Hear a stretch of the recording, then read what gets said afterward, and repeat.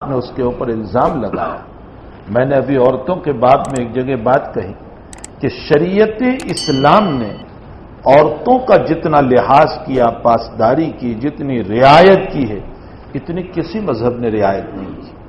میں نے اس میں ایک مثال دیتے ہوئے یوں کہا کہ دیکھیے، حق تعالی شانہ قرآن میں فرماتے ہیں والذین یرمون المحصنات الغافلات المؤمنات، جس نے پاک دامن عورت پر جو بالکل پاک دامن ہے، جس کا کوئی گناہ نہیں، اس نے کسی کے ساتھ آنکھ بھی نہیں ملائی، اگلا راستہ تو بہت دور کی بات، زنا تو بہت دور کی بات، اس نے آنکھ تک نہیں ملائی، اور اس پر ہم نے الزام رکھ دیا کہ یہ تو اس کے ساتھ ہے،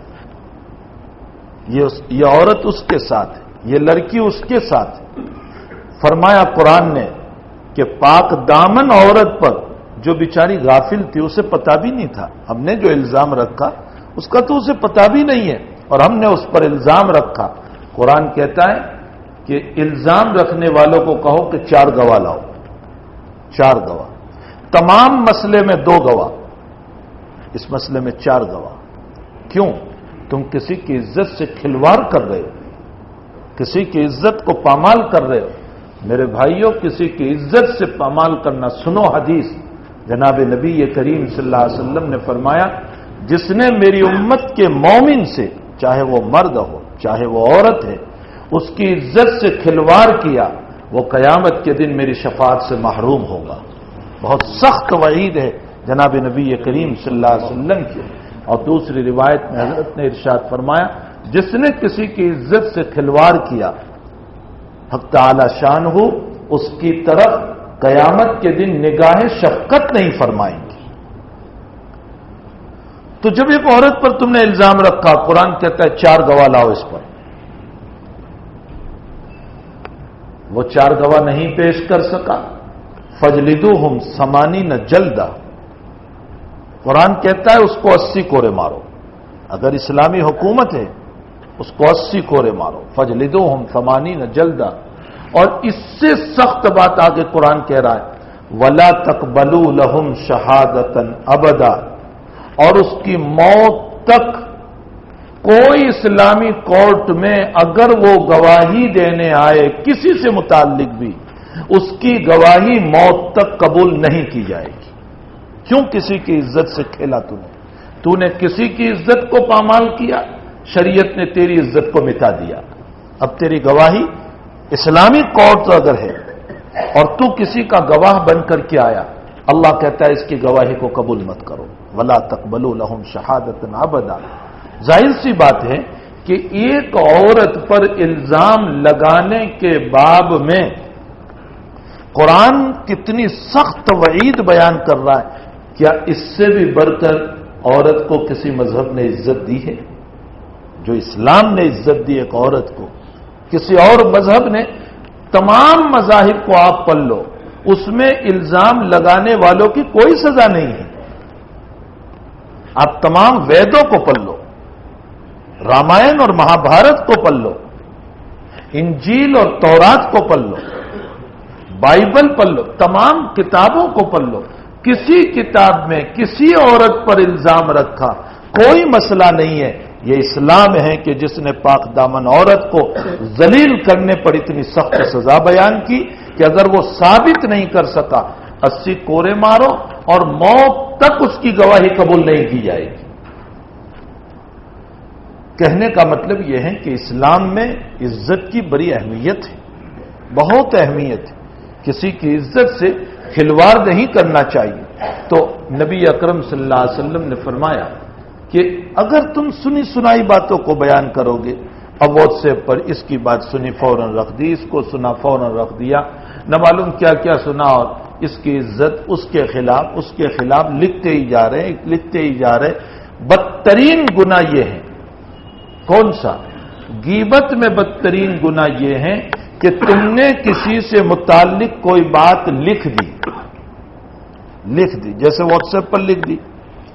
ایک تو زبان سے تم نے بیان کیا، وہ زبان سے بولا ہوا مسئلہ ختم، لیکن ایک تم نے لکھ دیا کسی سے متعلق برائی کو، جب تک وہ تحریر موجود رہے گی، وہ لکھان موجود رہے گا، ہر وقت تجھ پر غیبت کا گناہ اترتا رہے گا، چاہے ہم سوئے ہوں رات میں تو بھی اتر رہا ہے، اور ہم جاگتے ہو تو بھی اتر رہا ہے، ہر وقت اترتا رہے گا۔ اب دنیا کیا ہے میں آپ کو بتاؤں، ہم نے واٹس ایپ پر کسی کی برائی رکھ دی، اچھا وہ ابھی تو کسی نے ڈیلیٹ کر دیا، لیکن لوگوں کے پاس پھر محفوظ کر لیا جاتا ہے، پھر جب وقت آتا ہے بعد میں کبھی کوئی مسئلہ پیش ہوتا ہے تو اس کو نکالتے ہیں اور کسی نہ کسی مسئلے سے فٹ کرنے کی کوشش کرتے ہیں، جوائنٹ کرنے کی کوشش کرتے ہیں۔ اس کا مطلب یہ ہے کہ وہ لکھا ہوا مر نہیں گیا، ختم نہیں ہو گیا، کہیں نہ کہیں زندہ ہے، پھر نکالا جائے گا۔ ہر 2-4 برس میں جب اس کو زندہ کیا جائے گا، جب وہ زندہ ہوگا تب ہمارے اوپر غیبت کا گناہ اترتا چلا جائے گا۔ بہت احتیاط کریں ان باتوں سے، بہت احتیاط کریں میرے بھائیوں۔ شریعت صرف نماز کا نام نہیں، صرف روزوں کا نام نہیں، صرف زکوٰۃ کا نام نہیں، صرف حج کا نام نہیں، اچھے اخلاق کا نام بھی شریعت ہے، اچھے اخلاق کا نام۔ حضور پاک صلی اللہ علیہ وسلم نے فرمایا ما یوضع فی المیزان اثقل من خلق حسن، سنو نبی کا جملہ، ما یوضع فی المیزان اثقل من خلق حسن، قیامت کے دن جب تیری نیکیوں کا پلڑا اونچا ہو گیا اور گناہوں کا پلڑا جھک گیا، فرمایا اللہ کے نبی نے یہ تیری نیکیوں کا پلڑا جھکانے کے لیے نماز نہیں، روزہ نہیں، زکوٰۃ نہیں، حج نہیں، نبی نے فرمایا اچھے اخلاق اگر ہوں گے تو جھک جائے گا۔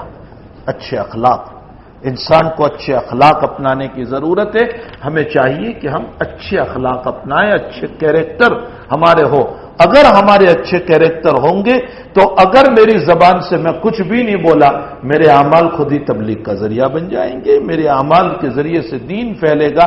تو فرمایا انسان کو چاہیے کہ جس بات کا علم نہ ہو، جانکاری نہ ہو، پورا پتہ نہیں ہے واقعے کا، فرمایا اس وقت تک انسان کو بولنا نہیں چاہیے جب تک تحقیق نہ ہو جائے۔ کفا بالمرء کذبا ان یحدث بکل ما سمع، نبی اکرم صلی اللہ علیہ وسلم کا ارشاد گرامی ہے، انسان کے جھوٹا ہونے کے لیے یہ بات کافی ہے کہ ہر سنی سنائی بات کو بیان کر دے، ہر سنی سنائی۔ بعضوں کے پیٹ کا ہاضمہ خراب ہوتا ہے، جو کہا گیا جب تک اس کو بیان نہیں کریں گے وہاں تک ان کو چین نہیں پڑتا ہے، بعضوں کا ہاضمہ خراب ہوتا ہے، ان کے سامنے کچھ بھی بولو، رات تک میں اگر کوئی نہیں ملتا ہے تو دیوار کے سامنے بھی بول کر سوتے ہیں، لیکن بولیں گے ضرور۔ بعضوں کا ہاضمہ ہی خراب ہوتا ہے، ان کو چین نہیں پڑتا جب تک کہ وہ کسی کے سامنے بول نہ لے۔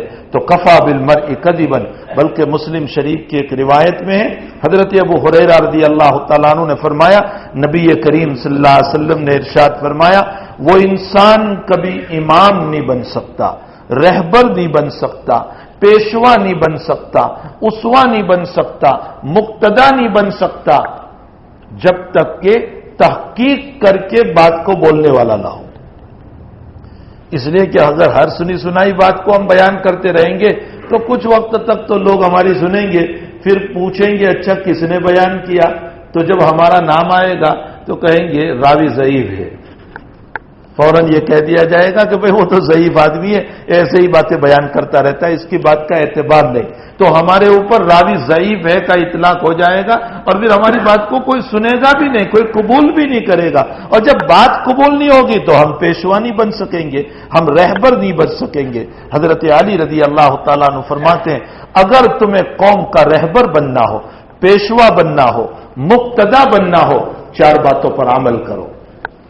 علی تھے، علی تو بہت بڑے آدمی، نبی اکرم صلی اللہ علیہ وسلم نے عجیب و غریب ارشاد علی کے باب میں فرمایا وَأَقْضَانَا علی، ہم میں سب سے بہتر، حضور کہہ رہے ہم میں سب سے بہتر فیصلہ کرنے والے علی ہیں۔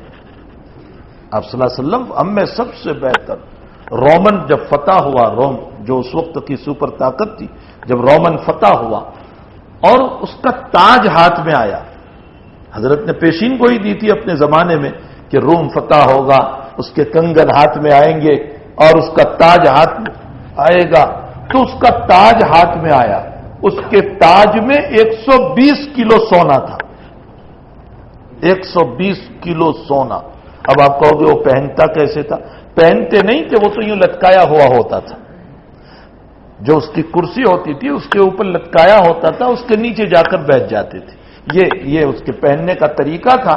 120 کلو جب رومن فتح ہوا اور وہ تاج ہاتھ میں آیا، حضرت عمر کا زمانہ، امیر المؤمنین حضرت عمر ہے، آپ نے فرمایا میرا جی چاہتا ہے کہ اس تاج کو ہم ویسے ہی یادگار کے طور پر باقی رکھیں،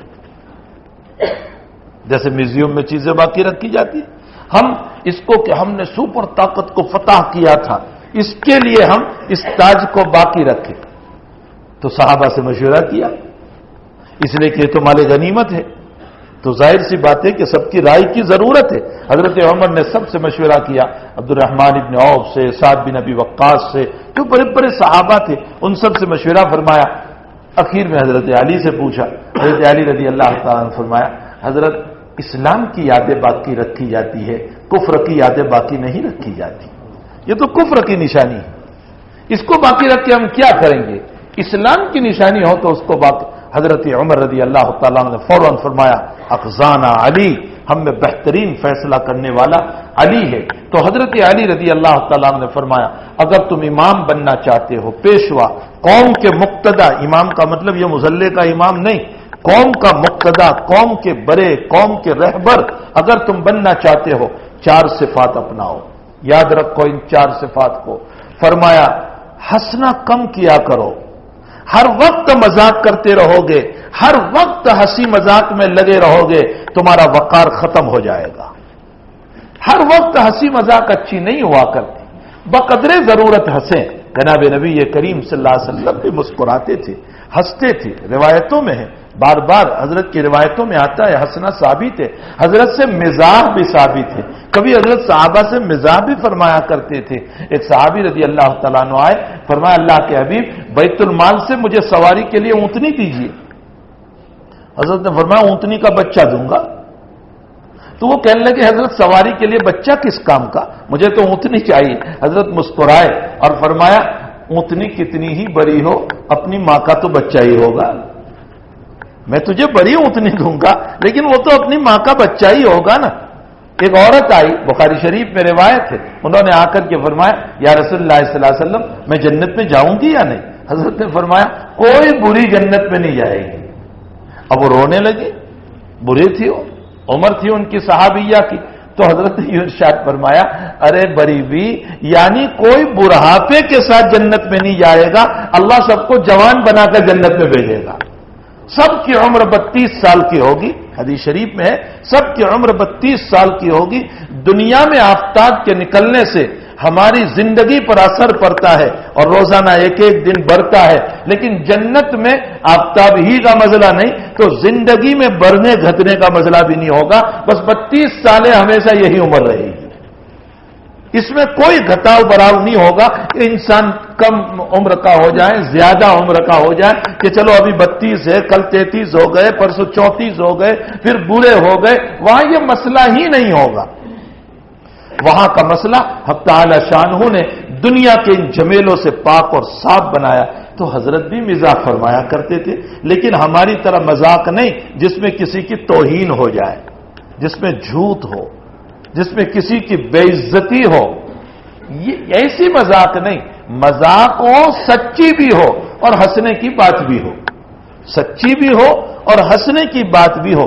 سیدنا عبد القادر جیلانی رحمت اللہ علیہ، بڑے پیر رحمت اللہ علیہ کے پاس ایک مرید آئے اور مرید نے آ کر کے حضرت سے فرمایا حضرت دعا فرمائیے نکاح ہو جائے۔ تو حضرت مسکرائے اور فرمایا کل کو نکاح ہو جائے گا۔ فرمایا حضرت ابھی تو کچھ طے نہیں ہوا ہے اور آپ فرما رہے ہیں کہ کل کو نکاح ہو جائے گا۔ حضرت نے فرمایا میرے ایک مرید ہے، میں ان سے بول دیتا ہوں وہ اپنی بیٹی تمہارے نکاح میں دے دے گا، کل تمہارا نکاح ہو جائے گا۔ دعا کرانے کے لیے آیا، حضرت نے مسکرا کر ایک بات پیش کر دی۔ ہمارے اکابر کے وہاں بھی ہنسنا ہوا کرتا تھا۔ ایک صاحب نے امام ابو حنیفہ رحمۃ اللہ علیہ سے سوال فرمایا کہ حضرت میدان جہاد ہے اور دشمن سامنے ہے، اور میں اس کو تیر مارنا چاہتا ہوں، اور اس نے مسلمان کے ایک چھوٹے سے بچے کو پکڑ لیا ہے، سامنے کر لیا ہے، اب میں تیر مارتا ہوں تو مسلمان بچے کو لگتا ہے، اس لیے کہ وہ یوں کر دیتا ہے، ڈھال بناتا ہے، میں تیر ماروں یا نہ ماروں؟ امام صاحب نے فرمایا بسم اللہ بول کر تیر مار، دشمن کو لگا تو کامیاب اور بچے کو لگا تو شہید ہو جائے گا۔ تو پلٹ کر اس آدمی نے سوال کیا کہ حضرت اس نے نبی کو پکڑ رکھا ہے، یعنی نبی کریم صلی اللہ علیہ وسلم کو اس نے پکڑ رکھا ہے، اب میں تیر مارتا ہوں تو نبی کو لگتا ہے، تو ماروں یا نہ ماروں؟ تو امام صاحب نے مسکرا کر فرمایا جب نبی موجود ہیں تو مجھے کیوں پوچھ رہا ہے، نبی ہی سے پوچھ لینا۔ حضرت نے فرمایا نبی ہی سے پوچھ لینا۔ کیوں؟ اس لیے کہ یہ سوال بیکار تھا، عبث تھا، نبی علیہ السلام کی نبوت تو ختم ہو گئی، اب کوئی نبی ہی آنے والا نہیں ہے کہ یہ سوال پیدا ہو۔ ظاہر سی بات ہے کہ ایسا سوال نہیں کرنا چاہیے جو سوال عبث ہو، بیکار ہو۔ آج کل ہمارے کچھ سوالات ایسے ہی ہوتے ہیں، زندگی میں کبھی پیش آنے والے نہیں ہوتے، ایسے سوالات لوگ کر لیا کرتے ہیں۔ کسی نے حکیم الامت حضرت اقدس تھانوی رحمۃ اللہ علیہ سے سوال کیا کہ حضرت یزید پر لعن طعن کرنا کیسا ہے؟ سوال یہ کیا کہ یزید پر لعن طعن کرنا کیسا ہے؟ تو حضرت نے یوں فرمایا کہ بھائی یزید پر لعن طعن سے تجھے کیا ملے گا؟ پھر حضرت نے آگے یوں فرمایا قیامت کے دن اللہ تجھے یہ نہیں پوچھے گا کہ تو نے یزید پر لعنت کی تھی یا نہیں کی تھی، لیکن اللہ ضرور تجھے یہ پوچھے گا کہ حضرت حسین کی قربانیوں پر اپنے آپ کو ڈالا تھا یا نہیں ڈالا تھا۔ اور پھر حضرت نے مسکراتے ہوئے فرمایا کہ اگر اللہ تجھے پوچھ لے کہ تو نے یزید پر لعن طعن کیا تھا یا نہیں تو کہہ دینا اشرف علی کو فتویٰ پوچھا تھا بتایا نہیں، میں اللہ سے نمٹ لوں گا۔ بتانے کا مقصد یہ ہے کہ بیکار کے سوال نہ کیا کرو، زندگی میں جن سوالوں سے کوئی فائدہ نہیں، ایسے سوالوں سے احتیاط کرنا چاہیے، ایسے سوالوں سے بچنا چاہیے۔ سوال ایسے کرو جو میری عبادت صحیح کرنے والے ہو، میرے اخلاق صحیح کرنے والے ہو، میرے اعمال صحیح کرنے والے ہو، میرے بزنس صحیح کرنے والے ہو، میری زندگی صحیح کرنے والے ہو، میری کھیتی کے مسائل صحیح کرنے والے ہو۔ سوال ایسے کرنے چاہیے۔ ایسے سوال سے کیا فائدہ جن سوالوں کا کبھی ہمیں کوئی مسئلہ ہی پیش آنے والا نہیں، اور اگر پیش آوے تو بھی زندگی سے متعلق تو کوئی مسئلہ ہوگا نہیں، اس لیے ایسے مسئلوں سے بہت احتیاط کرنا چاہیے۔ خیر، میں یہ کہہ رہا تھا کہ حضرت علی رضی اللہ تعالیٰ عنہ نے فرمایا اگر تم قوم کے پیشوا، رہبر اور مقتدا، اور تم یہ چاہتے ہو کہ لوگ تمہارے پاس آ کر بیٹھے، تمہاری عزت کرے، تم سے مشورہ کرے، فرمایا 4 صفات اپناؤ۔ پہلی صفت ہنسی مذاق کم کرو، ہنسی مذاق کم کرو، بوقت ضرورت ہنسو، لیکن ہر وقت ہنسنا، ہر وقت مذاق اڑانا، ہر وقت کہے اور ٹھٹھے لگاتے رہنا، یہ انسان کے وقار کو ختم کر دیتا ہے۔ نمبر 2، آپ نے فرمایا سنجیدگی اختیار کرو۔ انسان کو چاہیے کہ سنجیدگی اختیار کرے، ہر وقت اس طرح کی باتیں بہت بولتے رہنا۔ بخاری شریف کی روایت ہے کہ نبی اکرم صلی اللہ علیہ وسلم نے فرمایا اللہ کو 3 ادائیں پسند نہیں ہیں، کیل و قال، ہر وقت بولتے رہنا، کثرت سوال، بہت زیادہ سوال کرتے رہنا، وَإِضَاعَةَ الْمَالِ، اور مال میں فضول خرچی کرنا، یہ 3 چیزیں اللہ کو پسند نہیں۔ اس سے بھی وقار ختم ہو جاتا ہے۔ بعض لوگ جب بہت بولتے رہتے ہیں نا تو لوگ کہتے ہیں ربر آ رہا ہے بھائی ہٹ جاؤ یہاں سے، اس لیے کہ ابھی چپکے گا تو ہٹنے کا نام ہی نہیں لے گا، اور ابھی ہمیں بہت سارا کام ہے، 1 گھنٹے تک بیان شروع کرے گا تو ہمارا کام رہ جائے گا، اس لیے بہت سی مرتبہ لوگ پھر ان سے کنارہ کشی اختیار کر لیتے، ہٹ جاتے، اس سے ہمارا وقار ختم ہو جاتا ہے۔ تیسری چیز، پہلی چیز ہنسی مذاق کم کرو، دوسری چیز سنجیدگی اختیار کرو، بولنا بہت زیادہ نہ ہو، تیسری چیز حضرت نے فرمایا تقوی اختیار کرو۔ تقوی اختیار کرو گے اللہ لوگوں کے دلوں میں تمہارا رعب پیدا کر دے گی۔ تقوی اختیار کرو، تقوی کی بنیاد پر اللہ کا رعب پیدا ہوتا ہے۔ حضور پاک صلی اللہ علیہ وسلم نے جب مدینے میں اعلان فرمایا شراب حرام ہے تو حضرت کے پاس کوئی پولیس نہیں تھی، کوئی PSI نہیں تھی، کوئی ملٹری نہیں تھی، کوئی BSF نہیں تھا، کوئی کمک اور کوئی جماعت نہیں تھی۔ ایک اعلان ہوا نبی علیہ السلام کا کہ اللہ نے شراب کو حرام کیا، اور لوگوں نے مٹکوں کو اٹھا کر کے پھینک دیا۔ کیوں؟ صحابہ کرام کی زندگی کو تقوی پر ڈالا تھا۔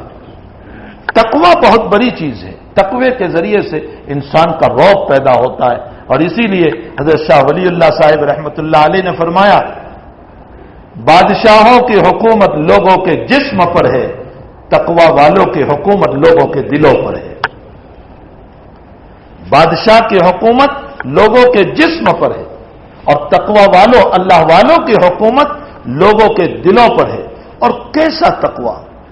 بزرگان دین کا تقوی، اللہ اکبر، ان کی زندگی کو جب ہم پڑھتے ہیں ایسے ہی نہیں تھے وہ کہ اللہ تعالیٰ نے ان کے ہاتھوں پر 10 لاکھ کوئی ہاتھ ایمان لے آئے، کوئی معین الدین چشتی رحمت اللہ علیہ بادشاہ کہہ رہا ہے یہاں میری اونٹنیاں بیٹھے گی، اٹھ یہاں سے، ورنہ اچھی بات ہے تیرے اونٹنیاں بیٹھے، اب ایسی بیٹھی کہ اونٹنی اٹھنے کا نام نہیں لے رہی، جانور اٹھنے کا نام ہی نہیں لے رہے۔ تو حضرت نے دعا فرمائی، جو آدمی آئے دعا فرمائی، یہ ایسے ہی 10 لاکھ آدمی حضرت کے ہاتھ پر ایمان لے آئے تھے، نظام الدین اولیاء رحمت اللہ علیہ کے ہاتھ پر ایسے ہی لوگ ایمان لے آئے تھے۔ یا کابرین کیوں؟ اس لیے کہ ان کے تقوی کا ایک رعب تھا لوگوں کے دلوں پر۔ اور چوتھی بات، حضرت علی رضی اللہ تعالیٰ عنہ نے فرمایا جھوٹ نہ بولو، جھوٹ نہ بولو، جھوٹ نہ بولو، 3 مرتبہ فرمایا جھوٹ نہ بولو، جھوٹ نہ بولو، جھوٹ نہ بولو، اس لیے کہ جھوٹ کی وجہ سے بھی تمہارا وقار ختم ہو جاتا ہے۔ تو سنجیدگی اختیار کریں، ہنسی مذاق بہت نہ ہو، تقوی اختیار کریں، جھوٹ نہ بولے۔ یہ 4 چیزیں وہ ہیں جس سے انسان مقتدا بنتا ہے، رہبر بنتا ہے، پیشوا بنتا ہے، لوگ اس کے پاس آتے ہیں، اس سے مشورہ لیتے ہیں۔ اللہ کرے کہ یہ 4 صفات ہم میں بھی پیدا ہو جائیں۔ آگے فرمایا کہ ایک جھوٹ اور بھی خطرناک، جھوٹ تو ویسے بھی ہے خطرناک، لیکن ایک جھوٹ اور بھی خطرناک ہے، اور وہ نبی کریم صلی اللہ علیہ وسلم کی طرف جھوٹی بات منسوخ کرنا، من گھڑت حدیث بیان کرنا، جھوٹی روایت بیان کرنا، جو نبی نے نہیں فرمایا ایسی حدیث نبی کی طرف منسوخ کرنا۔ جیسے بعض لوگوں نے اپنی تقریر میں کہہ دیا کہ نبی اکرم صلی اللہ علیہ وسلم کا انتقال ہوا تو سب سے پہلے اللہ نے آ کر آپ کی جنازے کی نماز پڑھی۔ یہ بعض لوگوں نے اپنی تقریروں میں کہا کہ نبی علیہ السلام کا جب انتقال ہوا تو اللہ نے آ کر آپ کی جنازے کی نماز پڑھی، پھر ملائکہ نے پڑھی، پھر صحابہ نے پڑھی، پھر سارے لوگوں نے پڑھی۔ یہ تو ہم تسلیم کرتے ہیں کہ ملائکہ نے پڑھی، صحابہ نے پڑھی، سارے لوگوں نے پڑھی، لیکن اللہ کیوں پڑھے گا؟ اس لیے کہ اللہ معبود ہے۔ اگر اللہ نماز پڑھنے پر آئے گا تو اس صورت میں اللہ عابد بن گیا اور آقا صلی اللہ علیہ وسلم معبود بن گئے۔ یہ کیسے ہو سکتا ہے؟ سراسر غلط روایت، گمراہ کی روایت۔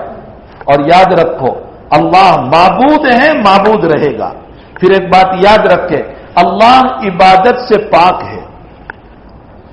اللہ کو عبادت نہیں کرتا، اللہ نماز نہیں پڑھتا ہے، اللہ روزہ نہیں رکھتا ہے، اللہ زکوٰۃ نہیں دیتا ہے، اللہ حج نہیں کرتا ہے۔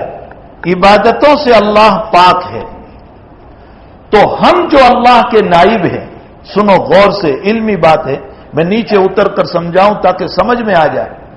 یقیناً ہم عابد ہیں، اللہ معبود ہیں، لیکن اللہ نے ہمیں خلیفہ بنایا، نائب بنایا۔ انی جاعل فی الارض خلیفہ، اللہ کہتا ہے میں نے انسان کو دنیا میں اپنا نائب بنایا، اپنا خلیفہ بنایا۔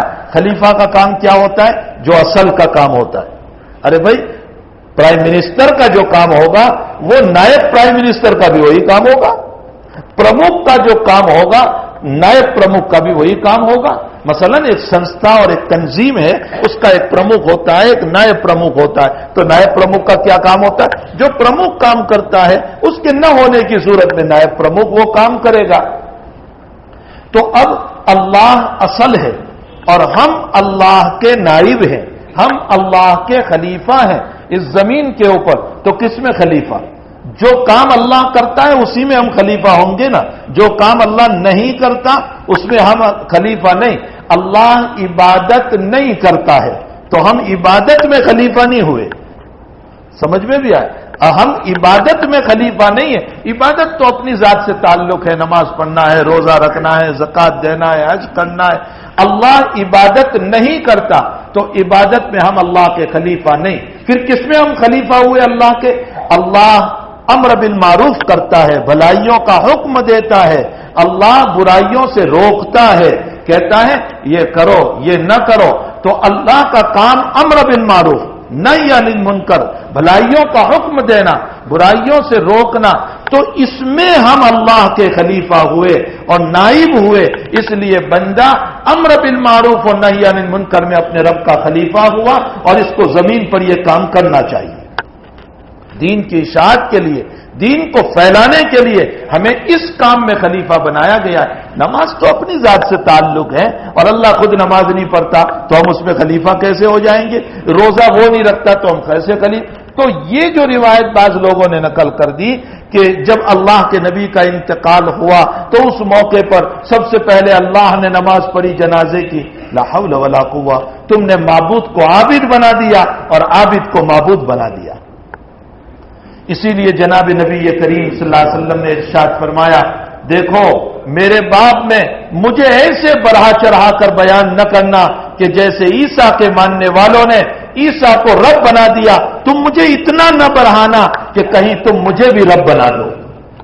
میں بندہ ہوں، مجھے بندہ رہنے دینا، میں بندہ ہوں، مجھے بندہ رہنے دینا۔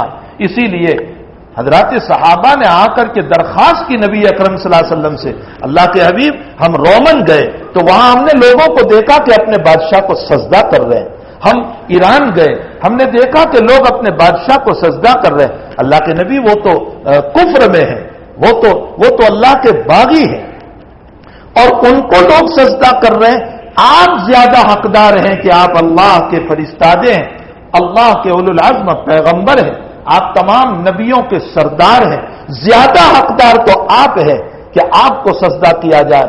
روایت میں ہے فتغیر وجہ رسول اللہ صلی اللہ علیہ وسلم، حضرت کا چہرہ انور سرخ ہو گیا، لال ہو گیا، غصے میں آ گئے، اور حضرت نے عمر نے یہ درخواست رکھی تھی، حضرت عمر کو حضور نے غصے میں یہ فرمایا، کیا تم مجھے بندگی سے نکال کر معبود بنانا چاہتے ہو؟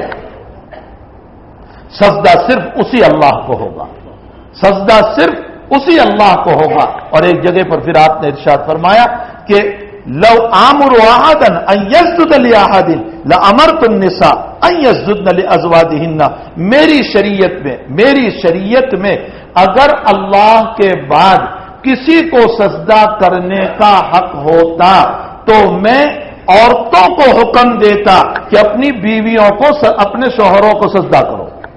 شوہر کا مقام بتانے کے لیے نبی اکرم صلی اللہ علیہ وسلم نے یہ فرمایا کہ اگر میری شریعت میں اللہ کے بعد کسی کو سجدہ کرنے کا حکم ہوتا تو میں عورتوں کو کہتا کہ اپنے شوہروں کو سجدہ کرو، لیکن شوہر کو بھی سجدہ کرنے کی اجازت نہیں، ماں باپ کو بھی سجدہ کرنے کی اجازت نہیں، شیخ کو بھی سجدہ کرنے کی اجازت نہیں، پیر کو بھی سجدہ کرنے کی اجازت نہیں، پیروں سے بڑھ کر پیر آقا صلی اللہ علیہ وسلم، کتب سے بڑھ کر کتب، اور ابدال سے بڑھ کر ابدال، ولی سے بڑھ کر ولی جناب رسول اللہ صلی اللہ علیہ وسلم ہے۔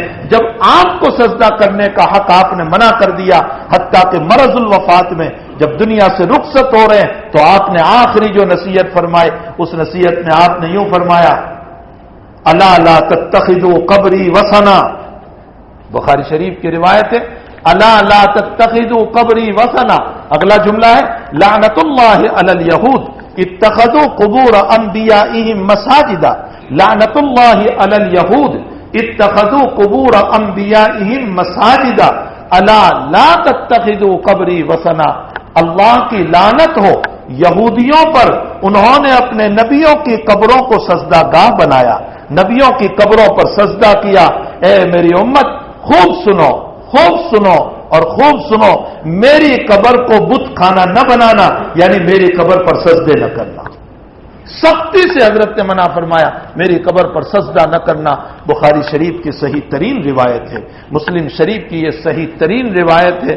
اللہ جزائے خیر دے، جو اس وقت مزار اقدس پر پولیس کھڑی رہتی ہے وہ ہم کو منع کرتی ہے کہ دیکھو سلام کرو، یہ سنت ہے، باقی یہاں گردن جھکانا اور اس طرح کرنا یہ نبی خود منع کر کے گئے ہیں، پھر جب نبی نے منع کیا تو ہم ایسا کام کیوں کریں گے؟ اللہ جزائے خیر دے ان لوگوں کو کہ ہمیں وہ شرک سے روکتے ہیں، برائیوں سے روکتے ہیں، اور لوگ اس کو برا جانتے. بری چیز نہیں ہے. وہ ہمیں اس روایت پر عمل کرواتے ہیں کہ کسی کو سجدہ کرنے کی اجازت نہیں ہو سکتی ہے. ہاں سنت کے مطابق سلام کرو، جیسے آقا صلی اللہ علیہ وسلم نے ہمیں بتایا کہ تم زور سے نہ بولنا، اس لیے کہ نبی کے سامنے زور سے بولنا ممنوع ہے. لا ترفعوا اصواتکم فوق صوت النبی ولا تجهروا له بالقول كجهر بعضكم لبعض ان تحبط اعمالكم وانتم لا تشعرون. اے لوگوں، اللہ کے نبی کے سامنے اللہ نے آیت اتاری، میرے نبی کے سامنے زور سے نہ بولنا، کہیں ایسا نہ ہو کہ تمہارے زور سے بولنے سے نبی کو تکلیف ہو. اور نبی تو حیا کی وجہ سے تمہیں بولتا نہیں، لیکن اس کی تکلیف کی وجہ سے کہیں تمہارا ایمان نہ چلا جائے. لا ترفعوا اصواتکم، آج بھی وہ آیت گنبد خضرا پر وہاں لکھی ہوئی ہے.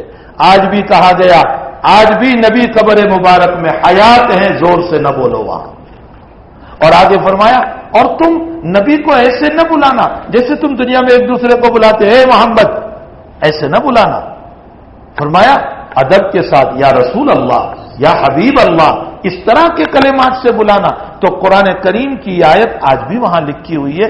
ہمیں چاہیے کہ قرآن کے بتائے ہوئے مسائل پر ہم عمل کرنے والے بنیں. خیر، اللہ تعالیٰ حضرت علی نے جو 4 باتیں بیان فرمائی، اللہ ہمیں عمل کی توفیق دے. آگے روایت میں فرمایا، حضرت سمورہ ابن جندب رضی اللہ تعالیٰ عنہ فرماتے قال رسول اللہ صلی اللہ علیہ وسلم من حدث عنی بحدیث یرا انہ کذبا فهو احد الکاذبین.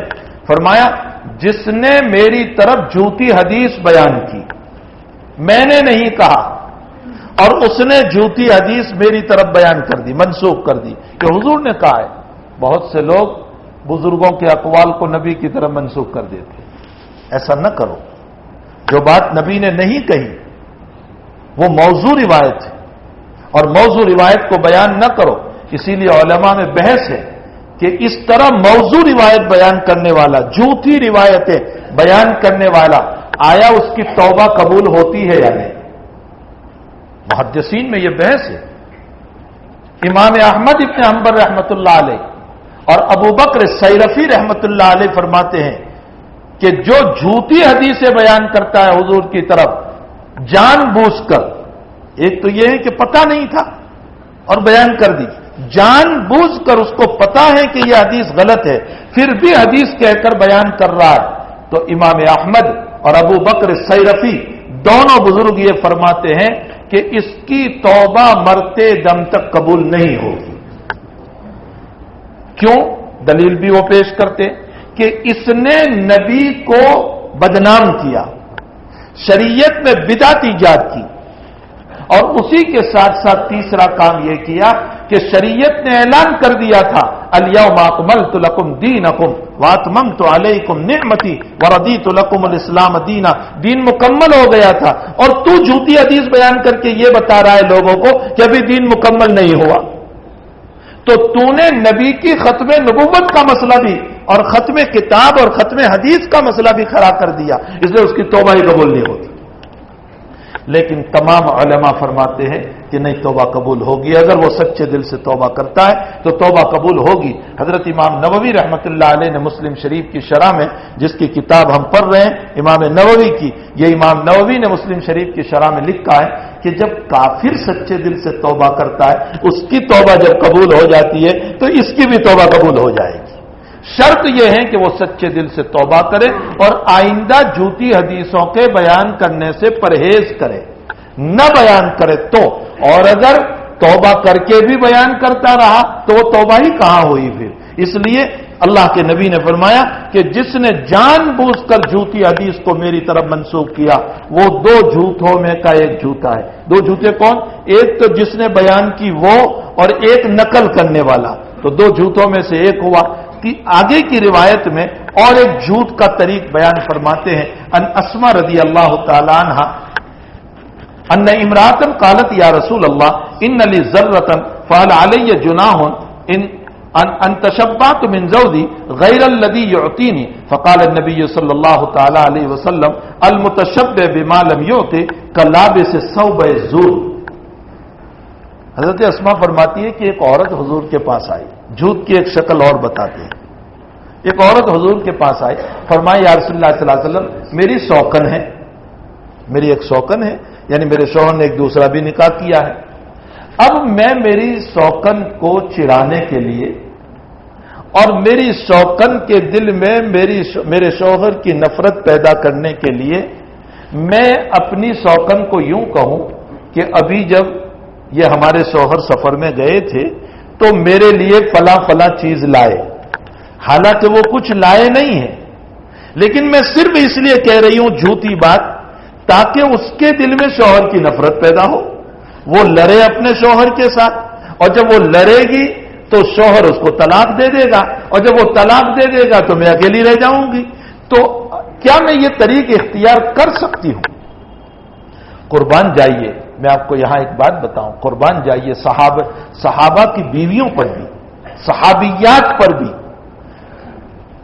کہ یہ کام صحابیات کرنے والی نہیں تھی، لیکن نبی کو اس لیے پوچھا ہے تاکہ آئندہ امت میں طریقہ معلوم ہو جائے ہمارے لیے، ورنہ صحابیات تو پاک تینت عورتیں تھیں، صاف ستھری دل والی تھی، ان کے وہاں تو یہ مسئلہ ہی نہیں تھا، وہ تو اپنے شوہروں کی تعظیم کرنے والی، تکریم کرنے والی، احترام کرنے والی صحابہ کی زندگیوں کو پڑھو کہ ان کی بیویوں نے ان کا کیسا تعاون کیا، ان کی بیویوں نے ان کی کیسی مدد کی،